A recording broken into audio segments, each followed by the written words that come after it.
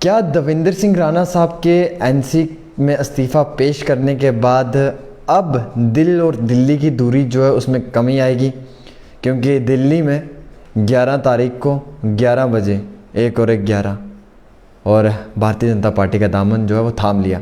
कल तक जो लीडर ये कहते थे कि नेशनल कॉन्फ्रेंस वाहिद एक ऐसी जमात है जो हमेशा जम्मू कश्मीर के हक़ इंसाफ की बात करती है, वाहिद एक ऐसी जमात है जो जम्मू कश्मीर के बेरोज़गार नौजवानों की बात करती है, जिसने जम्मू कश्मीर के बेरोज़गार नौजवानों को रोज़गार दिया।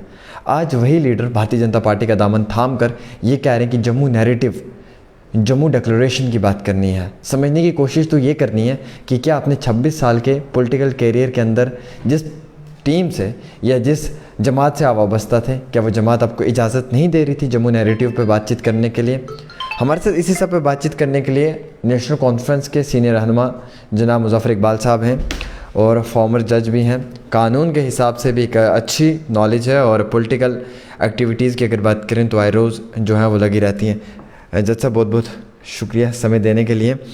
और सबसे बड़ी बात यह है कि क्या लगता है नेशनल कॉन्फ्रेंस का दिल जो है वो दविंदर सिंह राणा साहब ने दुखाया इस्तीफ़ा पेश करने के बाद? अभी सोशल मीडिया पे ट्रेंडिंग में चल रहा है कि नेशनल कॉन्फ्रेंस जो है वो सदमे में है और शायद ये सदमा कुछ लीडर जो है वो बर्दाश्त नहीं कर पा रहे हैं। कह रहे हैं कि हमारे हाथ से एक ऐसा शख्स हम खो बैठे हैं शायद जो जम्मू और पीर पंजाल से नेशनल कॉन्फ्रेंस की बैकबोन थी। देखिए, सदमे में कोई भी नहीं है। पार्टी में फ़र्द आते हैं, फ़र्द जाते हैं। पार्टी एक आदमी के आने से या एक आदमी के जाने से न कभी कमज़ोर होती है न मजबूत होती है। पार्टी मजबूत अपनी आइडियालॉजी से होती है। और नेशनल कॉन्फ्रेंस एक वाहिद पार्टी है जम्मू कश्मीर में जिसकी एक बहुत ही स्ट्रॉन्ग आइडियालॉजी है और सेकुलर आइडियालॉजी है, जिसने पिछली 7 दहाइयों से ज़्यादा जम्मू कश्मीर और लद्दाख के लोगों की आवाज़ बनकर इन तीनों खित्ताजात की बराबर तरक्की की है। और एक इतिहास है, एक तारीख़ है उसके पीछे। जम्मू कश्मीर एक तहरीक भी है और एक तारीख़ भी है अपने आप में।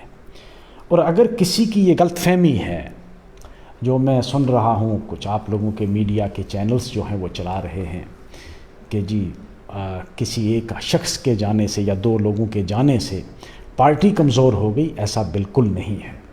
जहाँ तक आपका दूसरा सवाल है कि जी जम्मू नरेटिव और जम्मू डिक्लेरेशन और जम्मू की तामीर और तरक्की, मैं सच बताऊँ आपको, जम्मू में 70% जो एरिया है वो दुखी है जम्मू से कि जम्मू की तरक्की हुई। अगर ज़्यादती हुई किसी के साथ तो ज़्यादती हुई पीर पंचाल रीजन के साथ तामीर और तरक्की के मामले में। और जम्मू कश्मीर, जम्मू प्रोविंस की मैं बात अगर करूँगा, पीर पंचाल रीजन, पुंछ रजौरी रीजन सबसे पिछड़ा हुआ इलाका है आज की तारीख में भी। क्यों पिछड़ा हुआ है? उसकी वजह ये रही कि हमारा हक तलफी की गई और जम्मू को दिया गया। और जम्मू सिर्फ, अगर आप ये कहते हो कि भाई जम्मू सिर्फ प्लेन्स है, तो जम्मू सिर्फ प्लेन्स नहीं है। जम्मू एक बहुत बड़ा खित्ता है जिसमें आपको एक माइक्रोकॉस्म ऑफ इंडियन डाइवर्सिटी मिलेगी। माइक्रोकॉस्म, पूरे भारत की जो डाइवर्सिटी है उसका माइक्रोकॉस्म अगर आप देखोगे तो वो जम्मू में मिलेगा आपको। उसके बरक्स कश्मीर में आप देखोगे एक ही किस्म की लैंग्वेज बोली जाती है, एक ही कल्चर है, एक ही तबकात के लोग हैं। और जम्मू में आपको कंपोजिट कल्चर मिलेगा। यहाँ अगर आप जम्मू को फर्दर आप देखेंगे डिवीज़न करके, तो यहाँ मुख्तलिफ खित्ताजात की अपनी अपनी पॉलिटिकल एस्पिरेशंस भी हैं। आप अगर देखोगे पीर पंचाल रीजन है, पीर पंचाल रीजन के अपने मसाइल हैं, अपनी पॉलिटिकल एस्पिरेशंस हैं। अगर आप चनाब वैली में जाओगे, उन लोगों की पॉलिटिकल एस्पिरेशंस, उन लोगों के जो मसाइल हैं वो हमसे बिल्कुल डिफरेंट हैं पुंछ रजौरी वालों से। उनकी पॉलिटिकल सोच डिफरेंट है, हमारी पॉलिटिकल सोच डिफरेंट हो सकती है। आप चनाब दरिया से इधर आ जाओ, इनकी पॉलिटिकल एस्पिरेशंस अलग है। मैं इस चीज़ पे जाऊंगा सर कि आपने इतनी बड़ी इस सवाल का इतना बड़ा तफसीलन जवाब दिया है। क्या नेशनल कॉन्फ्रेंस के साथ कोई नाराज़गी चल रही थी देवेंद्र सिंह राणा साहब की इस्तीफ़ा पेश करने से पहले? क्या ये अंदरों अंदर ही जो है वो पिछले 5 से 6 महीने से ये लगातार एक ऐसा प्लान मंसूबा बनाया जा रहा था, डॉक्टर साहब के साथ, उमर साहब के साथ बात हो रही थी कि नेशनल कॉन्फ्रेंस में इस्तीफ़ा पेश करना है, इस तरीके की कोई खबर, कोई नाराज़गी इंटायर टीम के साथ, कोर टीम के साथ और नेशनल कॉन्फ्रेंस के मेंबरान के साथ? देखिए, मुझे इसमें तो कोई सदाकत नहीं लगती है। अगर आप ये कहेंगे कि देवेंद्र सिंह राणा साहब को पार्टी ने कोई कमी छोड़ी हो, देवेंद्र सिंह राणा साहब जब नेशनल कॉन्फ्रेंस पावर में थी और उमर साहब जब चीफ मिनिस्टर थे, राणा साहब उनके पॉलिटिकल एडवाइज़र थे, बल्कि जम्मू प्रोविंस के तमाम मामलात जो थे ना, किसकी पोस्टिंग कहाँ करनी है, कहाँ क्या प्रोजेक्ट बनाना है, कहाँ क्या मतलब तामीर और तरक्की हो या दीगर मामलात हों, राणा साहब को फ्री हैंड था। राणा साहब को कोई रोक टोक नहीं थी और जितनी इज्जत देवेंद्र सिंह जी को यहाँ मिली, मुझे नहीं लगता है किसी दूसरी पार्टी में उतनी इज्जत मिलेगी। चाहे आप बीजेपी ज्वाइन कर ली, उसमें भी मुझे नहीं लगता है। बाकी अब आप भी देखेंगे, मैं भी देखूंगा, वो तो वक्त ही बताएगा। लेकिन जो इज्जत उनको यहाँ मिली थी, जो मकाम यहाँ था, वो कहीं नहीं मिल सकता। जैसे आपने कहा इज्जत मिली, मकाम मिला, प्रोटोकॉल, ओहदा, कुर्सी, बात सुनी जाती थी, उसके बाद भी नेशनल कॉन्फ्रेंस में इस्तीफ़ा पेश कर दिया जम्मू की खातिर। क्या महसूस करते हैं आप कि क्या डॉक्टर साहब, उमर साहब जम्मू के हक़ की बात नहीं करते, या उन्हें बात करने का मौका नहीं दिया जा रहा था, या फिर ये एक एक्सक्यूज़ था क्योंकि वक्त के साथ साथ तब्दीलियाँ होती हैं और शायद मोदी जी हैं तो मुमकिन है एक और तब्दीली देखने को मिली जम्मू 2.0 की? खैर आमिर जी, मैं इस पर ज़्यादा तो नहीं कुछ कहूँगा क्योंकि एक शख्स ने हमारे साथ एक बहुत लंबा अरसा गुजारा है। एक शख्स पूरे शहर को वीरान कर गया? नहीं, ऐसा भी कुछ नहीं है। मैं नहीं कह सकता कि एक शख्स सारे शहर को वीरान कर गया। मैं आपको सच बताऊं, उमर साहब रहें ना रहें पार्टी में, पार्टी रहेगी। फारूक साहब रहें ना रहें, ये पार्टी रहेगी। उसकी वजह बताऊं मैं आपको। वजह यह है कि ये पार्टी किसी एक शख्स की नहीं है, ये पार्टी गरीब आवाम की है, लोगों की पार्टी है। और शेख साहब ने ये पार्टी बना के लोगों के हवाले की हुई है। और इसका जो निशान है ना, हल, ये इसलिए रखा था कि ये मेहनत कशों की पार्टी है, ये उस कौम की पार्टी है जो हल चलाती है, जो मेहनत कश कौम है, इसीलिए इसका निशान हल रखा गया है। एक सवाल और उसको मैं बताऊं आपको, मैं हालांकि ये बड़ी बात हो जाएगी, उमर साहब भी कल इस पार्टी में ना रहें, फारूक साहब भी ना रहें, ये पार्टी फिर रहेगी। क्यों? इस पार्टी ने यहाँ की आवाम की खिदमत की हुई है और लोगों के दिलों में है ये पार्टी, इसको आप नकाल नहीं सकते। क्या देवेंद्र सिंह राणा साहब की जगह फिर से एक बार ऐसा सूबाई सदर आएगा जो उनकी पूरी कमी पूरी कर पाएगा? जो कमी अभी पार्टी में शायद महसूस हो रही होगी, उस कमी को पूरा करना, फिर से एक ऐसा फेस जो जम्मू को रिप्रेजेंट कर पाए, जो पीर पंजाल के साथ साथ चनाब की आवाज़ बन पाए और लोगों का साथ वही एक ताल्लुकात, किस तरीके से देखते हैं?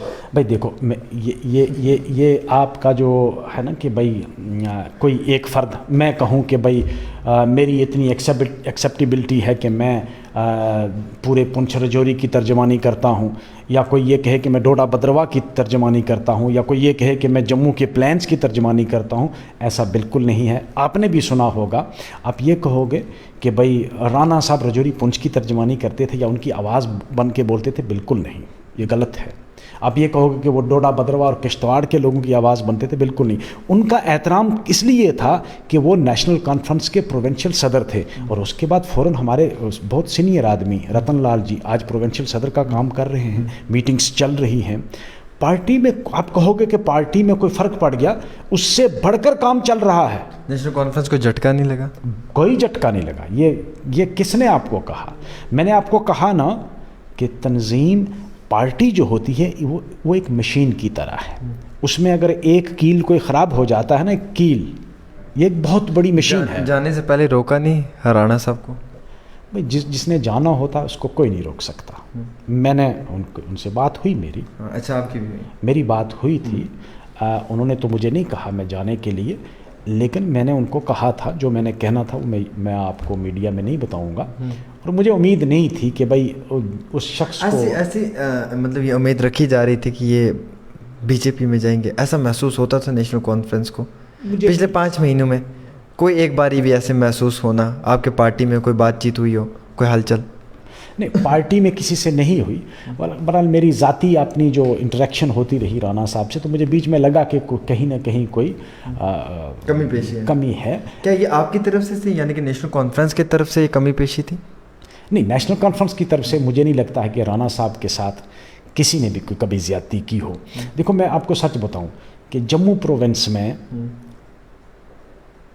जब भी नेशनल कॉन्फ्रेंस पावर में थी, राणा साहब को फ्री हैंड था।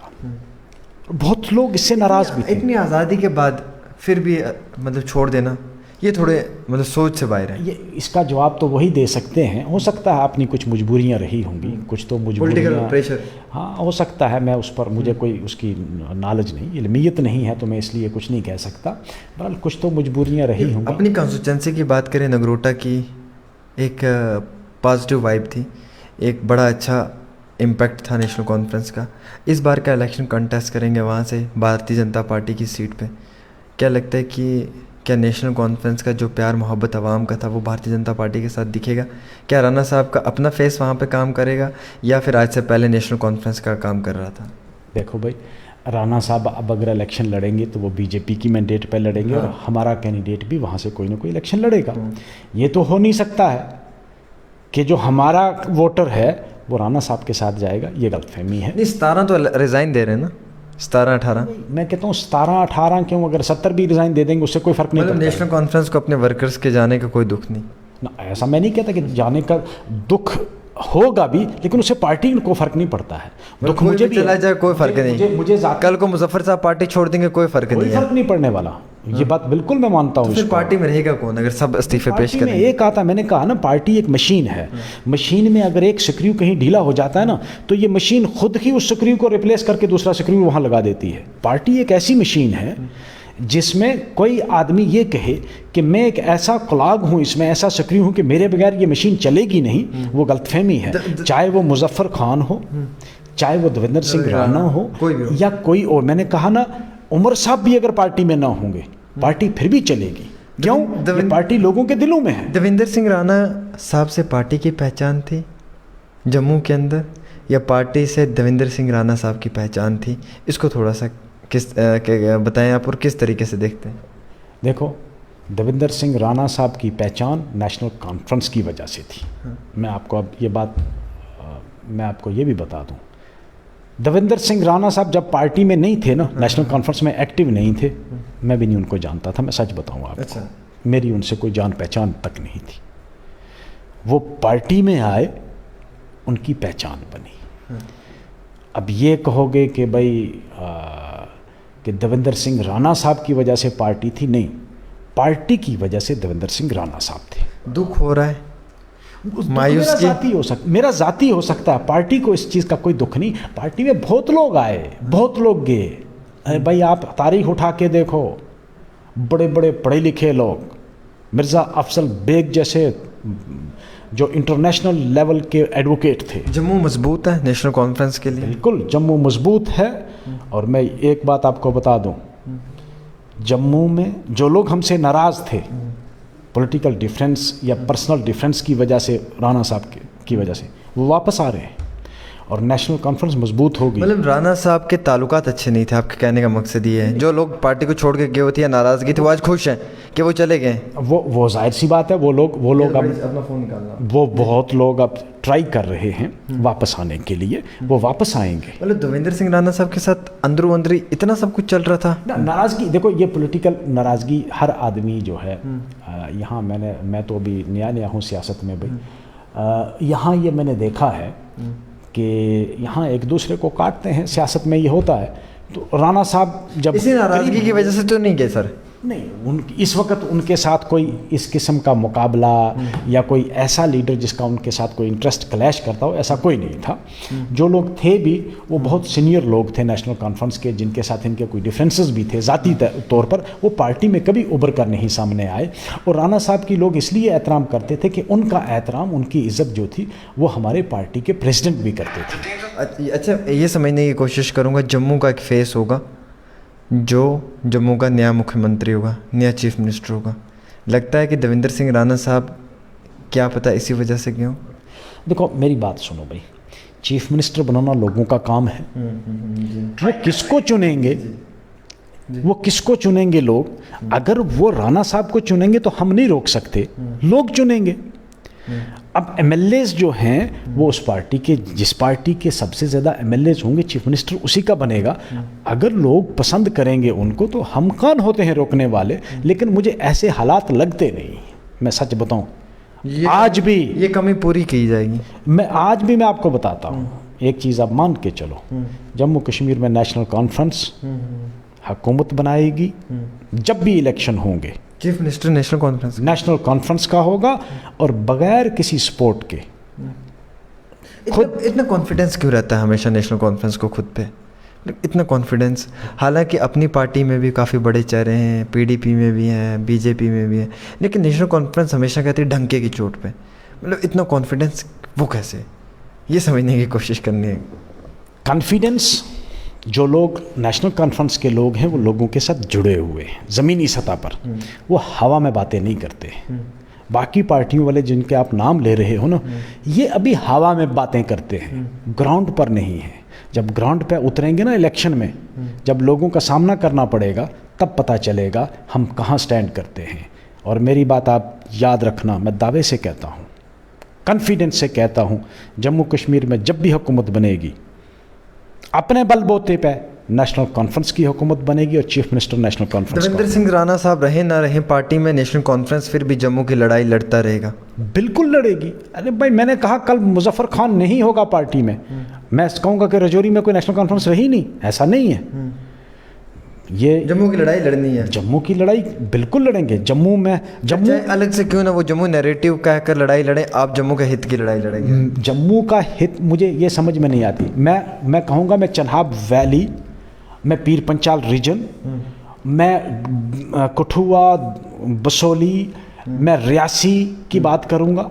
वो लोग जो हैं वो चाहते हैं कि हम लड़ाई लड़ेंगे, कि हमारे साथ ज़्यादती हुई है। जम्मू वालों के साथ तो कोई ज़्यादती नहीं हुई। ज़्यादती हुई है अगर तो रियासी वाले के साथ हुई है, उधमपुर का जो दूर दराज का इलाका है उसके साथ ज़्यादती हुई है, डोडा बदरौर किश्तवाड़ के साथ ज़्यादती हुई है, रजौरी पुंछ जिसको हम पीर पंचाल रीजन कहते हैं उसके साथ ज़्यादती हुई है। हम तो अभी फाइट करेंगे कि हमें अलग रीजन दिया जाए। अच्छा, ये समझने की कोशिश करूँगा मुजफ्फर साहब, आपसे उमर साहब से कोई बातचीत हुई?